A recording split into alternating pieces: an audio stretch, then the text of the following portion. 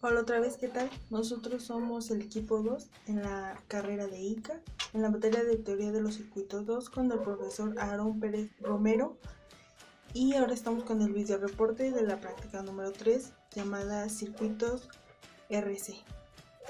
El equipo está conformado por los compañeros César, Elder y su servidora Ayer. Comencemos.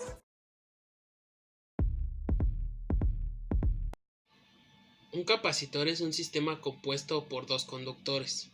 Los conductores se encuentran separados entre sí por una lámina que se utiliza para el almacenamiento de cargas eléctricas. Un capacitor es un componente pasivo, ya que no se encarga de la excitación eléctrica, sino que nos sirve para conectar componentes activos y conservar la energía. Esto permite servir como sustento a un campo eléctrico. Los conductores están separados por un material dieléctrico que normalmente es el aire, y ante la diferencia de potencial, los conductores en cuestión tienen distintas cargas eléctricas, con una variación nula en la carga. Su clasificación y diferentes tipos podemos encontrar condensadores de cerámica, condensadores de lámina de plástico, condensadores de mica, capacitores de poliéster, condensadores electrolíticos, condensadores de tantalio, capacitores variables o giratorios y capacitores ajustables como el timer. Bien, ahora, para continuar tenemos que una señal sinusoidal es aquella que se expresa matemáticamente mediante una función seno o coseno. Por otro lado, tenemos que un fasor va a ser un número complejo que representará la amplitud y la fase de una señal sinusoidal. Para el caso de un capacitor, su representación sinusoidal sería esta, en la cual la tensión está dada en seno, mientras que la de la corriente está dada por un coseno. Continuando con el ejemplo, tenemos que la representación de un fasor en un capacitor sería esta. Ahora, después de todo lo anterior, podemos darnos cuenta que de hecho la relación que existe entre un fasor y una señal sinusoidal es simple porque se mantienen una con la otra. Para que exista un fasor debe de haber una señal sinusoidal, las cuales van a representar en sí lo mismo, pero de diferente manera. Ya que a partir de la señal sinusoidal dada, la cual se representa de esta manera, seremos capaces de obtener el fasor ya sea en la forma de Euler o de su forma polar.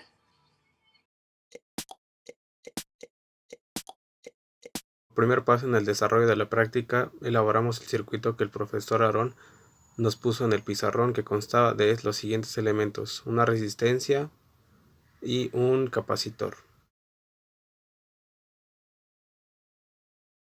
Una vez hecho esto, procedimos a conectar el osciloscopio y poner las puntas en los diferentes elementos para obtener las siguientes medidas que nos pedían en las siguientes tablas.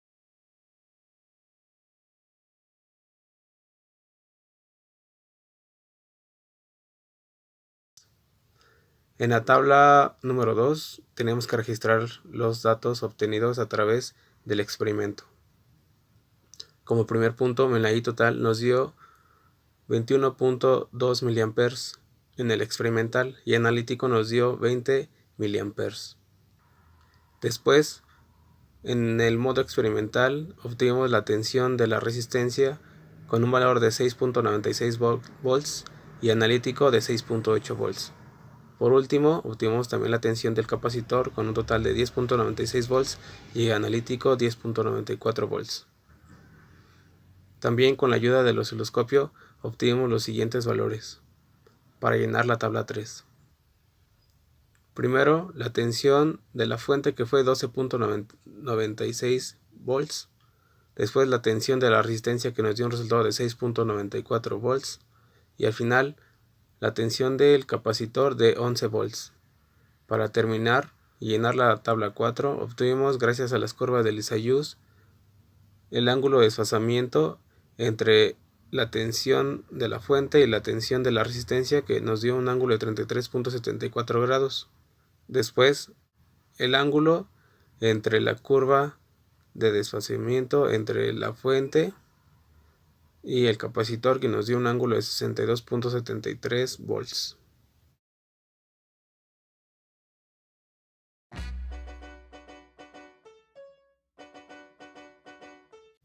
Algunas de las observaciones de la práctica número 3 son de que efectivamente los valores obtenidos analíticamente y los valores obtenidos experimentales deben de ser los mismos o similares, con una pequeña variación. Otra debe ser que tenemos que tener mucho cuidado al momento de escribir las cantidades de los resultados con sus prefijos, ya sea mil y micro, porque en eso nos puede alterar los resultados al final. Y por último es de que gracias al osciloscopio podemos obtener con las curvas del Lissajous el ángulo que tienen de desfasamiento. En esta práctica concluimos que es muy importante saber de qué están compuestos los elementos que ocupamos en el laboratorio, sobre todo por seguridad, pero además para efectos de cálculo.